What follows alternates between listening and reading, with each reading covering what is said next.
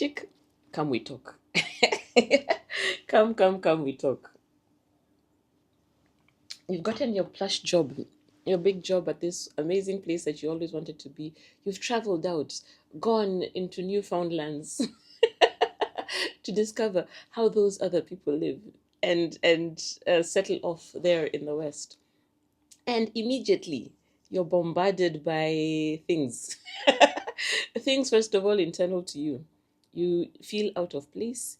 You don't really know how things happen. You don't know how to settle in. You feel like a fraud. You just feel completely like a fish out of water. I got you. Believe it or not, this is really something that so many of us go through. Probably all of us. Probably all of us who've relocated, whether you're moving alone or with family. The family doesn't insulate you from this. So, we are talking a little bit about being FOD, first only different, plus awesome. Being fodder. First only different and awesome. So that's a term that was coined by Shonda Rhimes. And it just says that you're maybe the first in your family to do something, to get to go to school, to leave the country, to whatever it is that you're the first to do. You're the only like black person in a certain space. You're different from the other people around you. This could even be neurodivergent. You just see the world in a different way. So they don't all have to come into play, but if you have any of those things going on with you, this is also that conversation about it. So again, setting the stage. So you're there. You're in city X, this city that you've been seeing on TV. So you have all these amazing thoughts about it. And the first thing that happens is you're probably disillusioned. Maybe it is much bigger than you anticipated,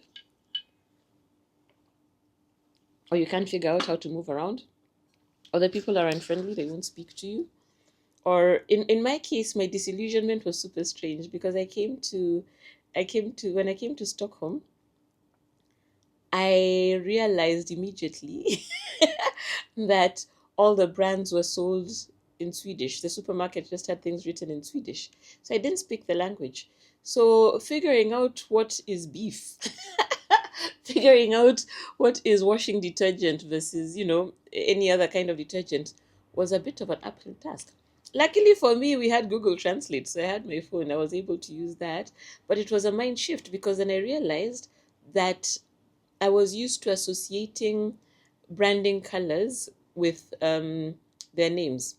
If we take Omo, if you're from Kenya, what was that advert? New Blue. There was New Blue Omo with Powerful Plus. Either way, the name and the branding was more or less the same, I guess, in South Africa. I don't remember if they had Omo, but they had a lot of the same things. So I guess the African market had a bit of the same things. In France, I could read French, so that wasn't an issue. So this is the first time I think I was really just seeing things that I wasn't used to, and there was nothing that looked like Omo. So there is that level of things, and that's the settling level of things. But now let's talk about it more from a work perspective.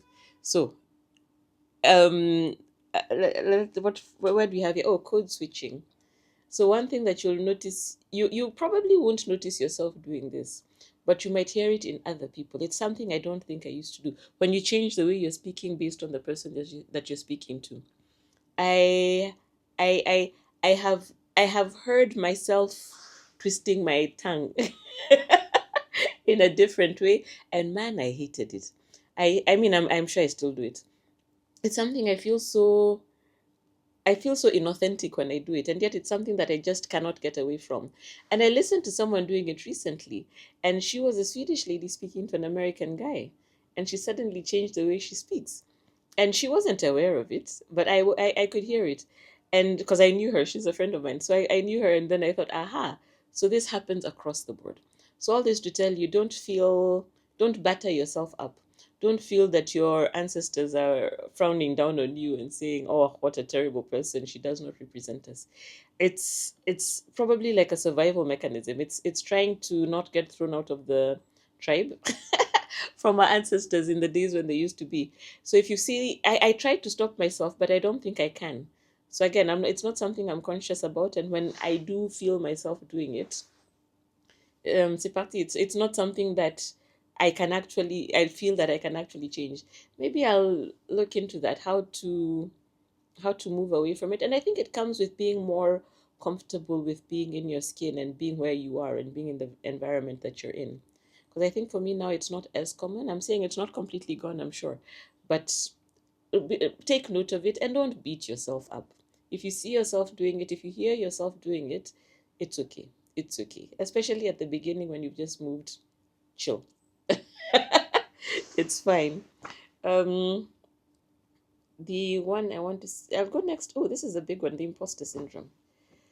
Hey, can I tell you, chick, imposter syndrome is real.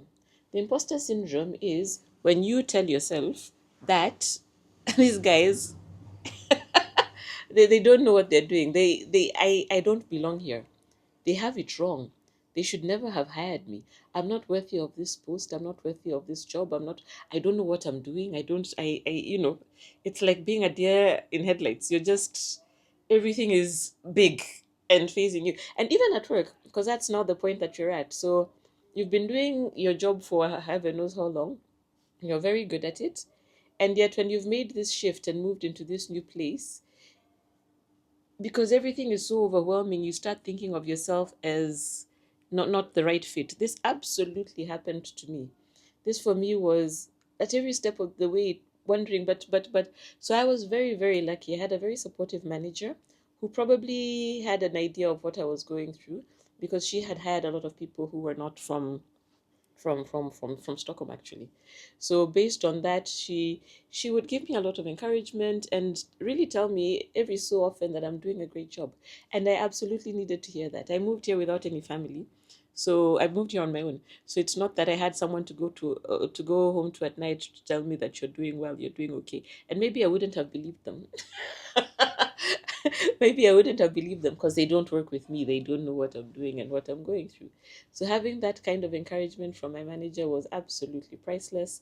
Then I also had a couple of colleagues who came out and were very helpful in terms of just giving me um, tasks, tasks that then I felt I could fit right in with. And they were there to support me so that I felt that I wasn't just doing this on my own to start off with.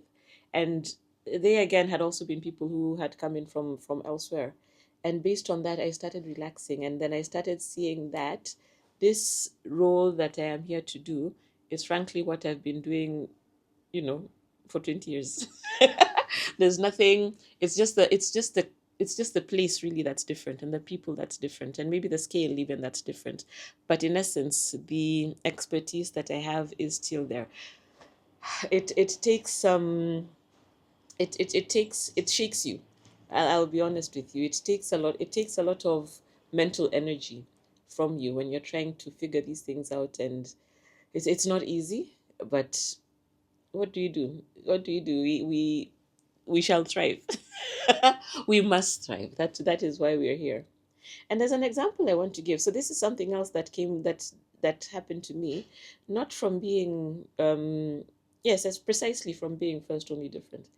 And also it was that when I initially first came into this country, let me tell you, Sweden, I came at the point when it was becoming dark.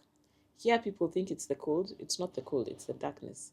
Cold, you can manage. The places are heated, the buildings are made for the cold. You have the clothes. The cold, you're fine. The darkness is absolutely something else. It gets dark forever. The daylight is not, because we're really, really high. And this is Stockholm, not even the north of Sweden. So, because in terms of where we are in the globe, we are super, super high. So, in the winter times, the sun is not there as often. It gets dark by like 2:30 in the afternoon. And I'm absolutely serious. 2:33, it is dark like midnight. Meanwhile, that day started like at 9 in the morning. So nine is when the sun came up. And even when we say the sun came up, it was probably like a super dull day. So I'm painting you a picture of what winter in Stockholm can be. So when this was my first winter here, I'm just looking around and wondering what's going on. I hadn't taken vitamin D. I'll tell you this story. Everyone told me when you're going there, take vitamin D. And I thought we had been taught vitamin D is for rickets. Rickets is that disease that affects the bones. And I was like, my bones are fine. You get those knocked knees and stuff like that, and you take vitamin D. So that was the imagery I had in my head. And I thought, you people, I don't know what you're talking about. This is not it. So I did not take vitamin D. Why? Hey, really, if you're moving into the West, around winter, take vitamin D. Now I've been taking it like all year through. I was not going to go through that havoc again because it super affected me. I became lethargic. There's a point I found myself unable to work. I was just seated on my couch, staring out and about me. And I told myself, this isn't normal. What the hell is going on? And I went to Dr. Google and I asked Dr. Google, what is this? Dr. Google told me, go take vitamin D. And I went and took my vitamin D, and that balanced me out. And I was like, what? So, anyway, in that havoc that I was going through at that point, I had a job to do that was dealing with people in the US, so some American clients. Then I'm really energetic. I'm really well after I'd taken the vitamin D, or around that time anyway. I mean, I was full of excitement, and I was still having my imposter syndrome stuff, but I had started getting my foot in now. Because now I started realizing, in fact, what we were doing there is something I'd done many times before. So from that perspective, I was like, this I got, this I got. Ha, Chica, let me tell you. How do I go there and the people I'm speaking with say they don't understand my accent? They don't understand my accent. They can't hear me. And we're doing a negotiation. We need to be able to communicate. And I was like, I told myself, look here, because I'm also that kind of person. I'm not going to change how I speak. And I'm neither increasing my volume, decreasing my volume, doing anything to my speed. I shall speak exactly the way I speak, and you shall hear me. And you know what happened? They thought that by complaining, I'd be removed, and then they'd get someone else to work with. But my employer is an employer of gold. They said, no, no, no, no, no, no, no. We sent you our best. She is our best. In dealing with this thing, she is our best. You shall deal with her. You shall work with her. That's what you're going to do. And then that person suddenly started hearing what I was saying magically. So that can also happen. I mean, you can also get this kind of pushback. And it for me it really helped having the kind of workplace environment that I had, and also having my own confidence in myself. You will not tell me you cannot hear my English. Please tell anything else, but that is not something that we're going to be having a conversation about. No, no, no, no. So that's another kind of stumbling block that you can reach. And then we go to microaggressions. So microaggressions, and I guess that was one of them, yeah? So microaggressions are these things that people say or do that can be intentional or not. So the point is not their motivation. The point is how they affect you, yeah? And a microaggression, I have a whole video on that where I have a guest speaker speaking about it, and I'll actually link the video. But the point about it is that it makes you feel othered. It makes you feel like you do not belong. And that is really the point of the microaggression. There's just something about you that is different from us. And it might be a super innocuous comment, seemingly, something that really doesn't seem to matter much. And yet, the effect it has on you can have such a weight over time.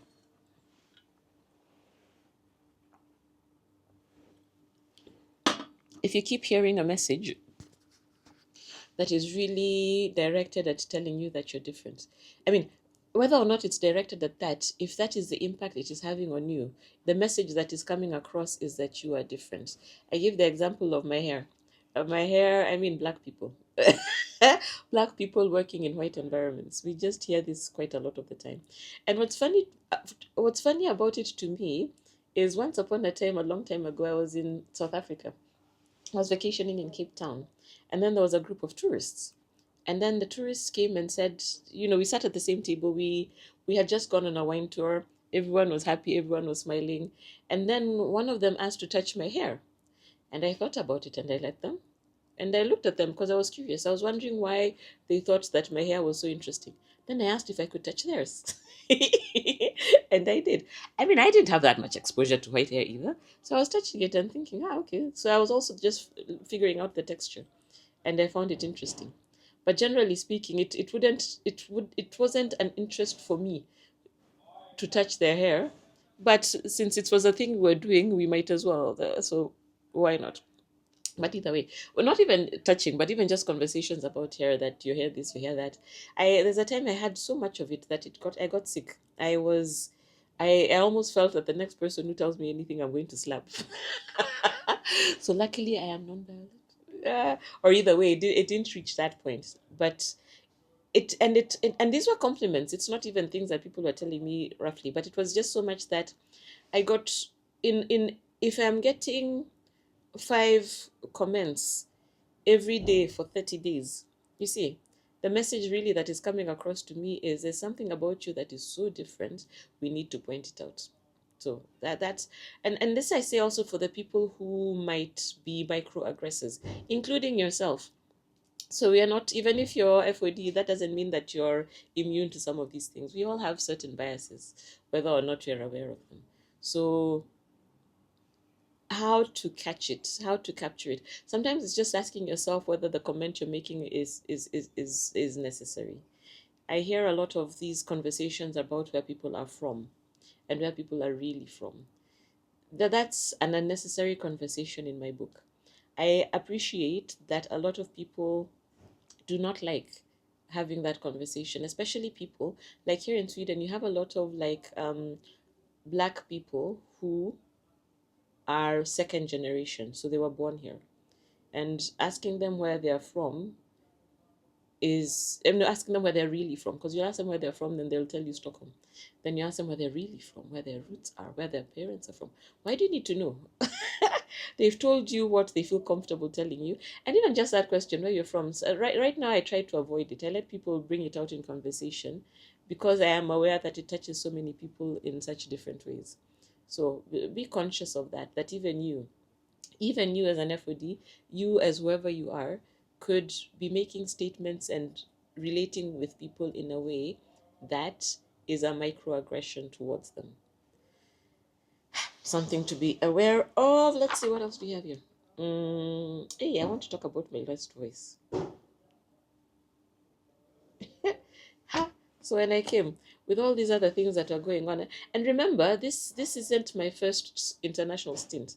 I've worked away from home before. But there was something about, and I guess maybe it's that, maybe it's something that happens wherever it is you go, because it's a fresh environment, it's a fresh set of people, it's a fresh thing. So here, losing my voice looked like being in meetings and not being able to say anything, which was not good, because the very purpose of my job was being able to bring certain points out. So losing my voice was detrimental to my employment. So, I mean, it wasn't in all cases, like you've seen. So there were different situations that set me up differently. So I was journaling about it yesterday, and what I came to realize was that there were 2 factors. One of the factors was that dealing with elder males in leadership was what's the word for this? It was challenging. It was challenging for me. It was challenging for me to speak in those circumstances. The why almost blew me away. The why is because my upbringing from an African traditional perspective is that elders are not spoken back to. Elders and male elders, they are right, they are very special, and they're placed in a certain space. I know it is 2025 and I know that things have changed, but really that has been my upbringing. So we speak about beliefs. That is a belief that was at the back of my head, even though I wasn't consciously aware of it. So sitting in the leadership teams, I was just finding myself sweating when it came to speaking. And I couldn't actually figure it out. I didn't really know. This is one of the ones that therapy helped me with. because it is therapy that helped me understand this kind of relationship I had to like authority figures. And I was like, what? What? So I had to work it out. I had to go back to this training. I call it training because that's really what it is, programming. This programming into my mind to tell me that um, black, no, not black, sorry, this is not color, this is age. Elder, and especially male. Elders generally, in if you're African, elders generally in the African setup are special people. You do not speak back, you take what they say. We have wahenga walinena. Wahenga in Swahili are like the sages, those old wise people of old. So I then needed to get in contact with my inner child. Really, that's what I had to do. I had to get in contact with my inner child and free her from that worldview. And it was only after doing that, it was a lot of inner work. And it was only after doing that, I'm trying to remember now how I did it. It is through, I mean, being in a calm space, being in a meditative kind of state. I go in, I find my inner child where she is. I look at where where her interactions with elders, with elderly males, had affected her in different ways. How, where she had been taught this, that, and the other, who taught her, and then just the decision to change that belief system within my own being. And then that's what I did. And then immediately things changed because then after that I could be vocal, which was again this is my cat here who's wondering if he's going to jump. um who was what was I saying? So that gave me the space to actually be able to do my job. So that is one. And then there was two. There's another piece that I had no idea about. So the other piece was actually black and white, my interaction as a black person in a white environment. So I also have a video on this that I shall put in the notes. I shall link in the notes. And this is the internal absorption of racism that I had taken up myself. So I had this belief system that black people were inferior to white people. And this comes from everything. Everything from TV, from society, from even the use of the word black and white. White white is light and wonderful and magnificent and godly. Black is dark and evil and um there's a word for it, maleficent. Now I'm thinking about that actor. But either way, bad. So black is bad, dark is bad, white is light, white is good. So I then came to realize, and for me, there was also a special, different interaction. While I was young, I was bullied. I was in a when I was young, we lived in Paris, and we were only like two or three black families in that school, in the school that I was in, and my mother suffered quite a lot of racism because of that. I was a little shielded from it because I was so young, but I was bullied in school because I was black. So these things that I really, really did not think about in my 40s, I had no idea about this, came to the fore. So that's why we say, I mean, these things that sit in your subconscious and you're not aware of affect how you show up on the daily. So that came out for me in my inability at the time to speak. I did not have my voice because then I did not think that I, as a black person, would have anything substantial to say within this white space. And that again was super unfortunate because I am very, very, very often the only black person in the spaces that I occupy, especially here in Sweden. So that was something else that I had to get out. And for me, that looked like, again, inner child work. I had to go into my inner child, especially the one who was bullied, and take her out from that space. I had to rescue her from that space of being bullied and bring her into the now. Bring her here with me. Tell her that, look, we survived, we're okay, and then remove that belief system from within me. And I say this because I was very glad to read what's her name? Glennon. If I'll put her name in the I'll put her name in the notes. And I was reading a book of hers where she talks about her father and the fact that racism is a thing that we all have somewhat internally.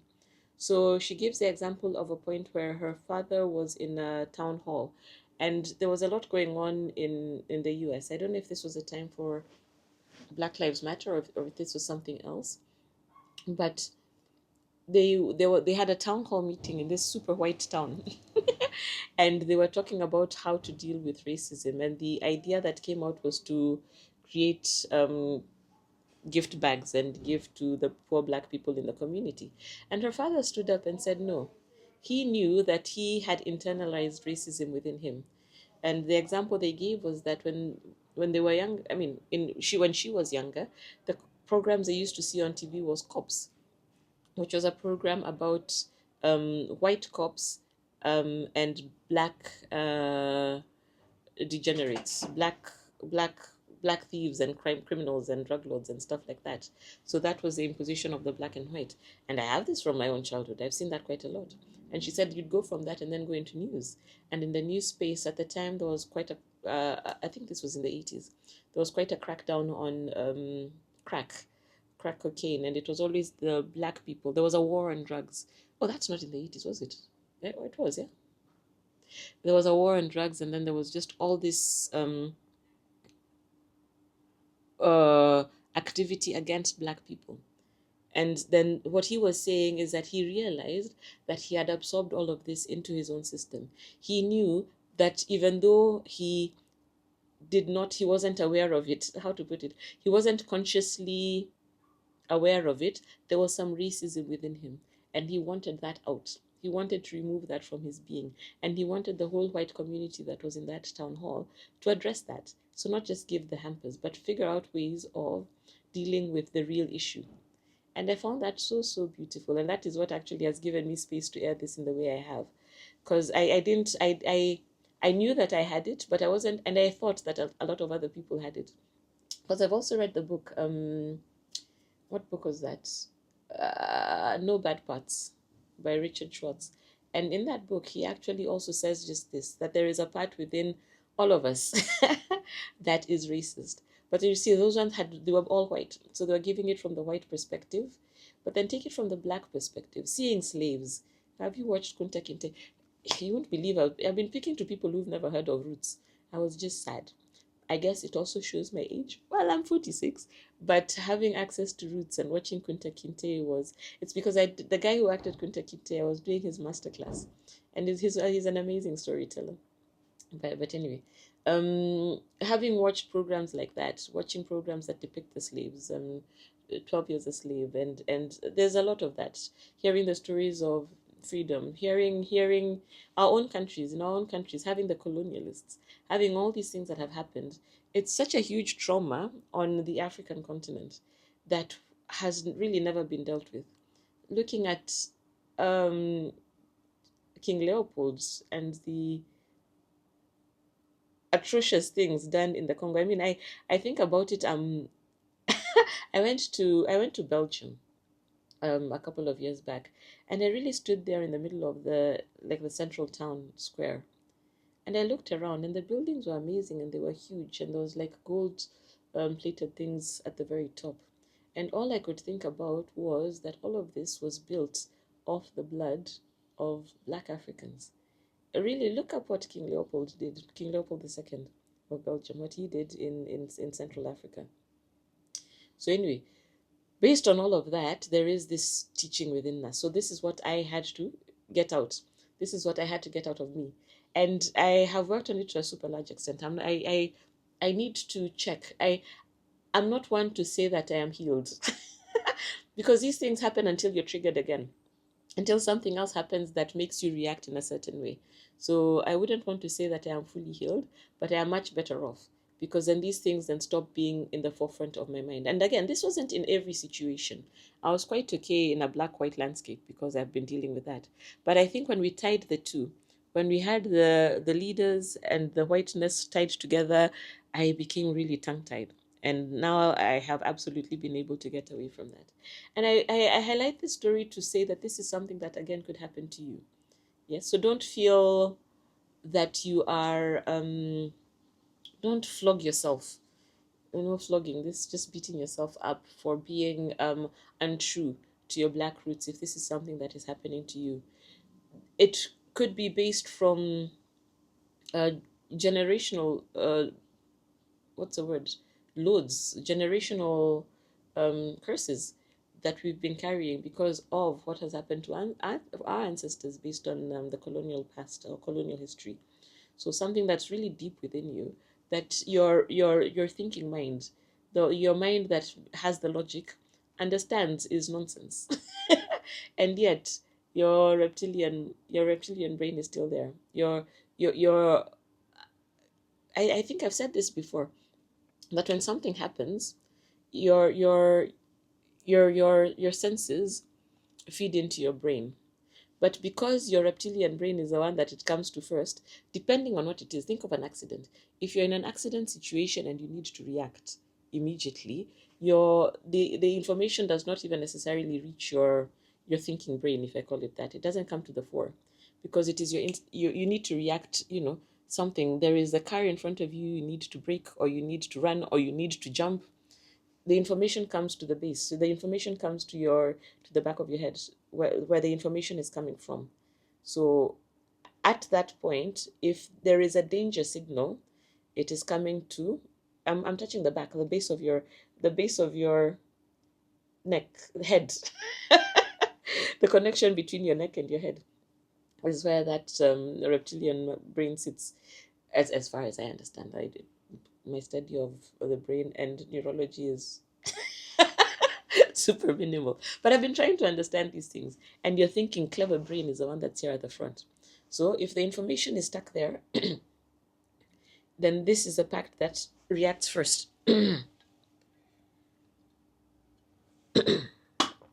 So that tells your body what to do before it can get into the logical thinking part. Yeah. So your reaction, because when you start sweating, because of, in my case, when I would start sweating in that room with all these white leaders, it was because of something much more instinctual in me. Well, not instinctual, something buried deep, deep within me, within my subconscious, that my clever brain was not aware of. So don't beat yourself up, is my message, if you find yourself in such situations. And bending over backwards. Doormat, stop it. Take your power. That's the note I had written. So being a good girl. Again, so I'll take my own example. Upbringing of being a good girl. How being a good girl starts is that you're in school and you do something well and you're told, good girl. You're at home and you do a particular thing that your mother likes and you're told, good girl, or your father likes. And this is not just for girls, even boys, you're a good boy. So it's this teaching of what is you're meant to be doing. And a lot of the teaching for girls specifically is to be nice, to be quiet, to be well put together, to be non-confrontational. You're not meant to be very loud. So these are the things that society over time teaches us as girls to be. So one of the things that you're taught, being nice, because sometimes people confuse it when I say the good girl. Think of it also as the nice girl. When you're nice, you are the person who is running out of your way to get things done. You're the one who's putting your hand up when there's a task to be done. You want to do it. Why? Because you want to get patted on the head and be told, good girl, be it by your boss, be it by your boyfriend. Oh my God. Date like Cleopatra, the good girl flips the script. This book, let me bring it to you. This book is there specifically for good girls in the dating scene. Yes, it truly doesn't work. Being the doormat in your relationship is a one sure way of either being abused or being left. Don't be the doormat. Don't be the doormat. If you are and are trying to figure out what went wrong, date like Cleopatra, the good girl flips the script, Shiro and Ndune, available on Amazon. Go get yourself a copy. But now at work, it's stepping out for all the assignments. It's going. It's being too much. And what happens? There's the book. The good girl doesn't get the corner office with the view. That's the reason why. Because people lose respect for you. Trying to be told that you're good comes from an internal insecurity. because you need this validation. You need other people to tell you that you are good, and that's the only time that you can feel good. So people see this and they use you. If you are the one who's always there to do the assignments and to do all the stuff, people will use you, and you will start getting frustrated. You will stop liking your work because look, there's so much to do. You're so busy. You have to. No, you don't have to. You are the one who put your hand up. But again, don't beat yourself up. These things you're doing because you have been trained. You have been taught to be the good girl, and you've been taught that these are the things you need to do. So I have clients within my coaching space where we discuss this. I remember having this conversation with one of them, and for her it was so eye-opening to understand that she was a part of her problem. In fact, that she was the creator of her own problem. She was the one who was always doing a lot, and her complaint was that, but other people don't do as much, and I am not as appreciated, and I do not get the pay, the commensurate pay for all the work I'm doing. And we spoke about this a lot, and part of the guidance is seeing that she is the one who has this need to be appreciated. So a lot of us don't see it. So and when she did see it, she was flummoxed. She was completely surprised. It's something that's a little invisible when we're leading our daily lives, trying to do what it is we do, and when we don't really stop to reflect upon how things are going and why they're going the way they are. It's very easy for us to blame other people, and then that has the impact of removing the ability for change from your perspective. You no longer, the locus of control is elsewhere. It's other people who determine how you're feeling, how you're doing, how you're showing up, as opposed to taking it centrally and putting it within yourself. Because if you are the one who's responsible for how a situation affects you, how you think about a situation, then you have the power to change it. And it's super beautiful to be able to see the world from that perspective. And I do want to say that as well about being the first, only, and different and awesome. It doesn't have to be a liability. Being first, only, and different actually has the capacity to shine the light, to bring you out. You are so visible. Part of the thing in growing, especially within the corporate space, is visibility. Having people see you. And ooh, the cat again. He's very excited. He's running around. Um, Being first, only, different makes you uber visible. Sometimes that's Dash. He wants to be part of the program today. Sometimes, what was I saying? First, only, different makes you uber visible. Sometimes you feel that the visibility is too much, but play on it. People see you. You are absolutely seen. So use that. Be Because you're already excellent. To be FOD, you're always excellent. You do more than most. You are up there. You know how to do your thing. So now market it. Don't be the shy one. Don't be the doormat who says, no, no, no, that wasn't me. It was just teamwork. Put your foot forward. Say, I did this. A lot of us feel very shy in doing that, especially the girls, and especially through the good girl training, or the good, even the boys, I guess, to some extent. But it's men are much more audacious in their promotion than women are. Because remember, the training was to be little, to be small, and not to be. We were taught that it was improper for you to take what's the word? Not encouragement, well, praise. For you to take praise, that it's not something proper to do. But no, this is how you're going to rise up within the corporate space. Take up space. You need to show people what you're doing. And the fact that you're visible is amazing. If you're fighting around with being FOD, sorry.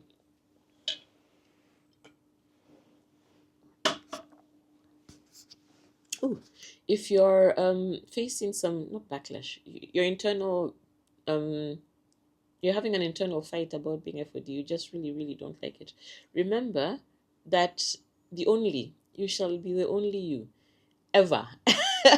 The world will never have another you. So that part of it is true of everybody. So fine, there's something about the only that might be different for you, but take it, run with it. Plug into the thing that makes you crazy. that makes you different. Instead of trying to dress it up and become more like everyone else, no one wants more like everyone else. Being more like everyone else is not what got you where you are now. No, there's something about you that is spectacular and amazing and wonderful.